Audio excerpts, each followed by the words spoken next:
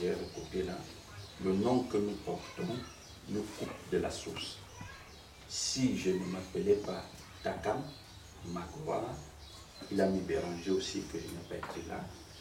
Donc, Medjo, Lonzi, Melipo, Tapia, etc. Il a dit, je répondrai, je suis. Comme le Seigneur disait, je suis. C'est tout. Donc, je répondrai, je suis, et c'est tout.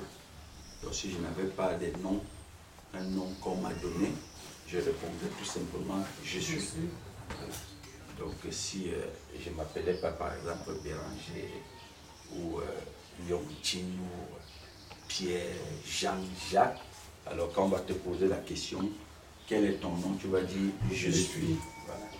Et puis il dit, c'est le Seigneur même disait, je suis. Donc le nom, les noms que nous portons nous diminuent. Voilà. Les noms que nous portons nous diminuent. Ça nous coupe de la source et l'identité que nous portons nous connecte à la conscience cosmique. Voilà. Donc c'est les préoccupations de notre frère.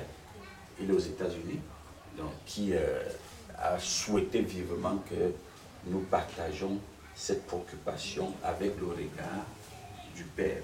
Alors je vais être très simple dans cette partie, ça m'a beaucoup intéressé, cette question. Les noms que nous portons nous coupent de la source. Voilà. Et la deuxième partie dit, si je ne m'appelais pas Takam Agua, Medjo, Lonzi et tout ça là, j'aurais répondu je suis. Avant qu'on arrive sur je suis, qui est l'une des parties les plus importantes, c'est que nous devions comprendre que quand on parle du nom, le nom renvoie à un mot. Le nom renvoie à un mot ou un ensemble de mots qui va définir ou qui va identifier quelque chose de propre. C'est pourquoi vous allez voir parfois dans le dictionnaire, on parle d'un nom propre. N'est-ce pas? On parle d'un nom propre. Donc cela va renvoyer à quelque chose, doit identifier quelque chose dans l'environnement où nous sommes ou dans le milieu où on se trouve. Très simplement, si je dis le tableau, ça va renvoyer, c'est-à-dire que tu n'as même pas besoin de regarder. Alors par la construction que la société a mis là, quand on dit le tableau, tu sais déjà ce qu'on va dire, ce que le tableau signifie, à quoi ça renvoie. Même la nuit, c'est-à-dire même dans l'obscurité, si on dit un tableau, tu ne vas pas te perdre pour chercher qu'est-ce que c'est qu'un tableau. Si on dit par exemple une porte, la porte renvoie dans ton être ou à ta conscience directement que c'est une fermeture ou une ouverture. Donc quand on dit la porte, ça renvoie à quelque chose. Donc vous allez voir que si on va dire voiture, que ce soit le petit enfant, il sait que voiture, c'est un moyen de pour transporter, c'est un moyen de déplacement, chaussures, habits. Donc vous allez voir que dans l'univers, tout va porter un nom. Et ce nom-là va renvoyer à quelque chose. Donc tu comprends bien que le premier objectif du nom, à quoi sert un nom? Le premier objectif, le premier but d'un nom, c'est pour désigner quelque chose. Et pour qu'il joue un rôle, enfin, pour que la chose joue un rôle. Ça, c'est la partie extérieure, la partie physiologique du nom. Donc, parce que le nom, dans l'autre dimension, elle est beaucoup plus spirituelle. Parce que le nom renvoie à quelque chose de très loin, que les rôles seulement qu'ils vont jouer.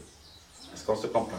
Voilà. Donc, vous allez voir que quand, à l'époque, vous verrez que les noms que chaque sujet a porté, ce nom avait une désignation par rapport à la culture, à la tribu dans laquelle il appartenait.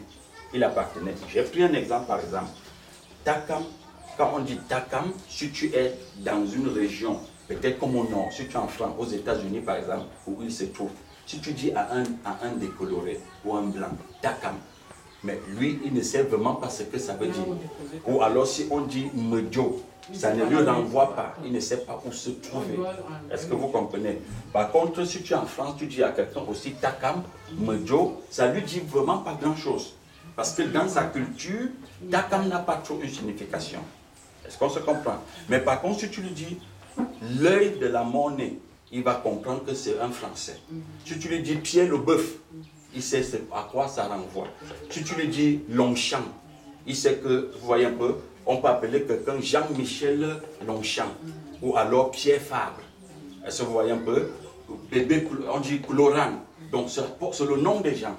Vous voyez? Donc si tu dis à un Français Jean-Michel, Michel Platini, il sait que ça, c'est quelque chose qui ressort de leur milieu. C'est-à-dire ça renvoie à leur culture. C'est normalement ça leur culture. Est-ce que vous comprenez un peu? On dit Achille Béranger. On comprend bien que ça, c'est des choses importées. Ça vient de l'extérieur. Voilà. Et nous allons arriver même pourquoi les noms ont migré. Et vous verrez que c'est un très bon sujet, cette dimension-ci.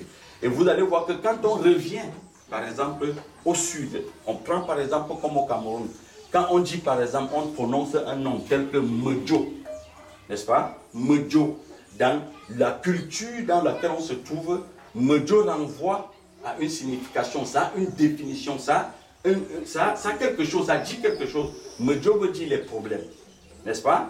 Medjo veut dire les problèmes. Et là, c'est dans le sud du Cameroun.